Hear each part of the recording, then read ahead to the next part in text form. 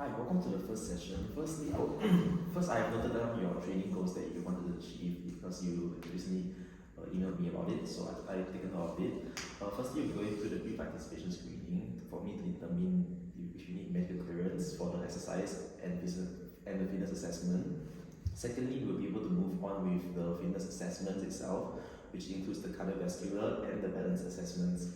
Lastly, I will then prescribe you with the necessary exercises that will help you improve upon these two assessments and improve on both these areas. So during the assessment itself, I'll explain the termination of the test. And for example, if you drop your heels for like a stock test that we'll be doing 2 days from now, what will happen and how you'll be terminated. I'll be explaining more of this during the assessment itself. So I'll be using the exercise pre-participation health questionnaire. Essentially, I'll be asking you certain questions and you need to ask me yes or no or anything that you need clarifying, just ask me.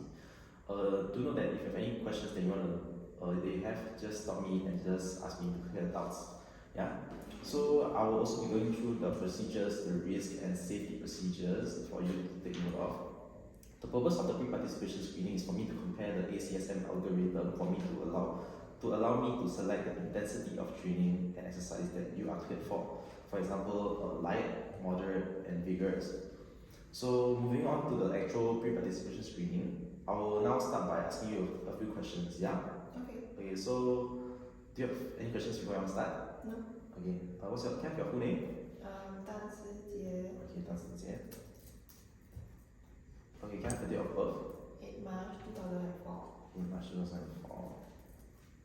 Okay, so I want you to answer these questions truthfully and answer them to the best of your ability. And do stop me if you need more clarification on the questions. Okay, so firstly, do you experience any chest discomfort with exertion? No. Do you experience any unreasonable breathlessness? No.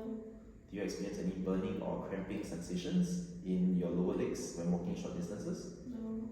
Do you experience any blackout, fainting, or like dizziness? No. Do you have any ankle swelling? No. Do you have unpleasant awareness of a forceful, rapid, or irregular heart rate? No. Okay, so that's the first part. Now we'll be moving on to your current activity on how regularly you exercise.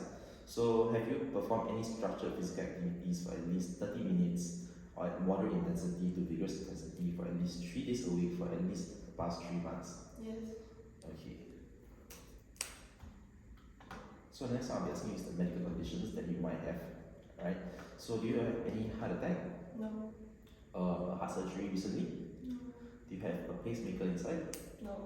Do you have a heart valve disease? No. Heart failure? No. Any diabetes, renal diseases? No. Okay. Okay, so based on your answers, you do not need any medical clearance to continue exercising at your level of intensity. But before we end this session, I would like to then discuss with you what is required for the next session for the fitness assessment. Okay. So please ensure that you come in clothing that does not restrict your range of motion, such as wearing like a dry fit shirt and shorts, and also ensure that you're wearing running shoes and not slippers or Crocs. Ensure that you do not take any medication that causes drowsiness as you are performing balance tests and also cardiovascular exercises. Also, do not exercise on the test day because you need to ensure ample rest before the test actually starts. No alcohol within 3 hours of testing, no caffeine within 3 hours of testing, no food within 3 hours of testing, and no tobacco use 3 hours of testing. Okay. So with that all, I would like to see you in the next session. Thank you for listening.